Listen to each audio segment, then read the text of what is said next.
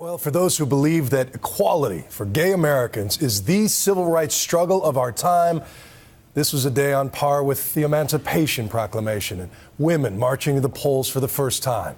Of course, there are still plenty who disagree with the Supreme Court's decision to overturn the Defense of Marriage Act, and the proof was really at the state level. Despite the rulings, almost two-thirds of same-sex couples still live in places where they cannot legally wed. So what happened today, and where does America go from here? Here's my Nightline co-anchor and our man at SCOTUS, Terry Moran.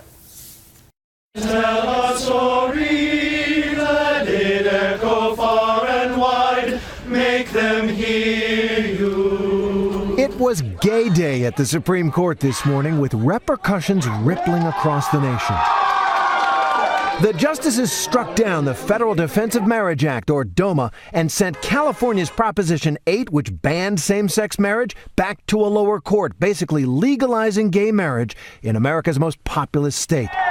For the couples who challenged the California law, it was a day of triumph and long pent-up emotion. Today is a good day.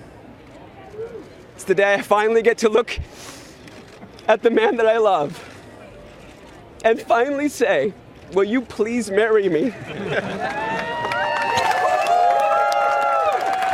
So you just got engaged over here. Yeah. Well, we got engaged a long time ago, but that was a nice public proposal, and I realized I never said yes on the microphone, so Yes. It is a yes. Yes. So you're on the record. We're on the record saying yes. Word of the decision spread so quickly that President Obama spoke to the other California couple on his way to Africa, a moment captured on live television. Well, we're proud of you guys. You've talked to the president today already. We did. We talked to the president. He called from Air Force One to congratulate all of us. What was that like? I have to say I was a little shaky at that moment, hearing his voice and then picturing him on the day of the State of the Union and in his inaugural speech where he likened our cause to that of Selma and Seneca Falls, and feeling like he recognized that this battle is a good battle for the whole country and that he wants to be on the winning side, and he is, and we all are. How justice was a battle, and how justice was denied. David Boies represented these plaintiffs in the Prop 8 case. Did you have fun with this case? Yes. If that makes it easy. Particularly now. It's been the most rewarding case that I or my colleague Ted Olson have ever been involved in. Really? Why? Because it has affected people's lives in fundamental ways, and because it has brought this society closer to the ideals of equality. While the Prop 8 case affects millions in California, the other case decided today, overturning the Defense of Marriage Act, is far more sweeping, and it shows dramatically how much this country has changed in the last 17 years. DOMA was passed in 1996, and it defined marriage under federal law as the union of one man, one woman, thus denying legally married gay couples equal treatment under federal law. The Senate debate was filled with dire predictions and fear. To force upon our communities the legal recognition of same-sex marriage would be social engineering beyond anything in the American experience. What took thousands of years to build is being dismantled in a generation. But in just the last 8 months, 6 states have recognized gay marriages, and politicians who once opposed it are now supporting marriage equality. Make them hear you.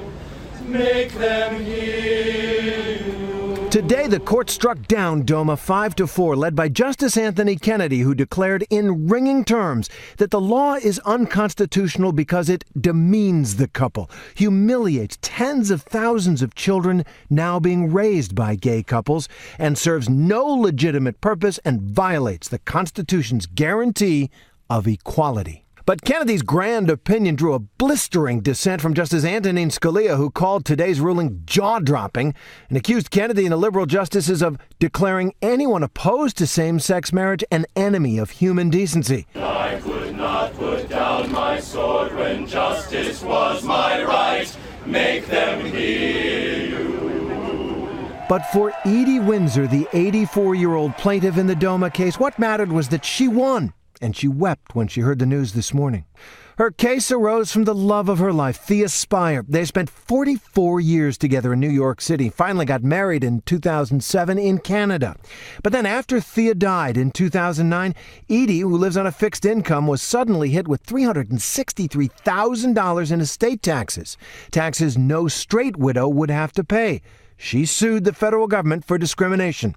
I spoke to her soon after the court agreed to hear her case. It's a marriage that anybody would want, okay, gay or straight. We had a wonderful life together. Today, my colleague Diane Sawyer spoke to her after the ruling came down. When you heard the news, what did you do? Cried, first thing, okay.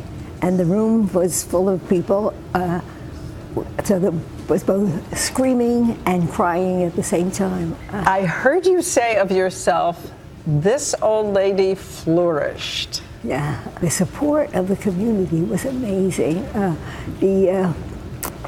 What happened is, I think youngsters who had no idea of what the possible effects of that law would be, in fact, okay, suddenly understood it and said, "Oh wow, she's going to make it better." Okay, and they treated me like, you know, some wonderful thing.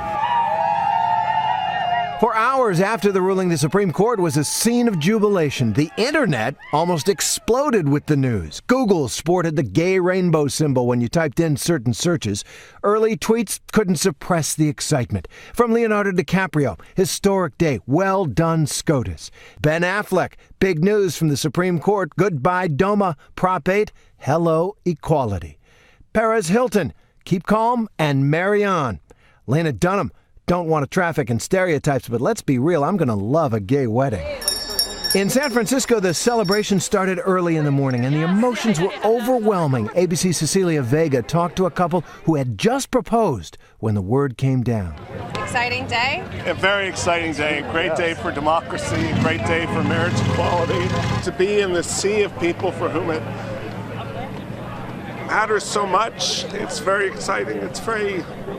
It's emotional. It's very happy. But for millions of Americans who oppose gay marriage and cherish traditional marriage, today was a dark day. It's a sad day when unelected judges change the definition of marriage and turn their backs on the will of voters. Across the country, there was the sense that something big had happened, a shift in the meaning of American equality. That old bedrock principle today extended once again, renewed. When you get prohibited from that, when you're denied the right to even consider it, the damage from that swells up.